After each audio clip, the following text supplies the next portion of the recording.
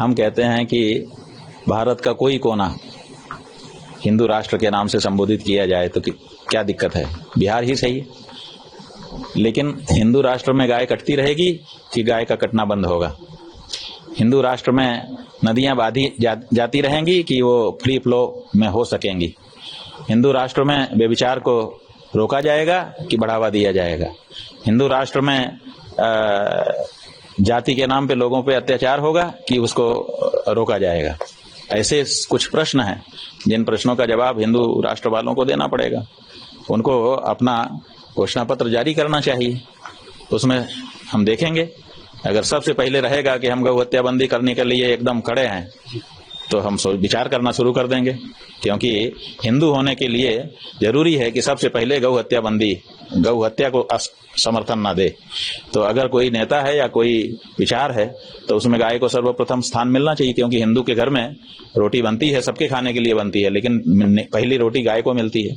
तो हमारा तो सबसे पहला काम गाय का है। तो पहले गौ हत्या बंदी की घोषणा करें। जो भी लोग हैं धर्म संसद में सम्मिलित, जो भी धार्मिक धर्माचार्य हैं या धर्म प्रेमी हैं, उनको चाहिए कि सबसे पहले गौ हत्या बंदी की घोषणा करें। हुई है क्या? धर्म संसद में गौ हत्या बंदी की तो घोषणा नहीं होती है, हिंदू राष्ट्र की घोषणा हो जाती है। तो हिंदू राष्ट्र कैसे बनेगा? गाय काटी जाती रहेगी, बोटी बोटी करके बेची जाती रहेगी और हिंदू राष्ट्र बन जाएगा। ये कैसी बात है भाई? मुसलमान से मतलब की बात ही नहीं है। बात तो यह है कि आप हिंदू राष्ट्र की बात कर रहे हो ना, तो हिंदू राष्ट्र में गाय कटेगी कि बचेगी, ये सवाल है। इसका जवाब दीजिए। मुसलमान की क्या बात करते हैं? जो राजा होता है ना, राजा की नजर में उसकी प्रजा एक जैसी होती है। तो आप हिंदू राज्य की बात कर रहे हैं, तो हिंदू जो राजा होगा उसकी नजर में हर प्रजा उसका पुत्र होगी। तो ऐसी परिस्थिति में यहाँ हिंदू मुसलमान की कहाँ बात है?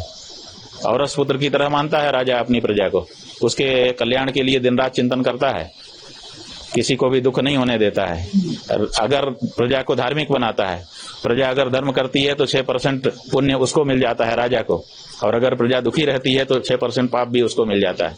तो ऐसी परिस्थिति में प्रजा धार्मिक बनेगी कि नहीं बनेगी, और जो हमारे मान्य प्रतीक हैं उनकी रक्षा होगी कि नहीं होगी, ये सवाल है। इस सवाल का जवाब देने के लिए क्यों आगे नहीं आते हैं लोग? अगर कोई भी पार्टी है वहां पर, देखिए हम लोग तो गौ माता के लिए बिहार के चुनाव में हर विधानसभा से एक गौ माता का प्रत्याशी खड़ा करने जा रहे हैं।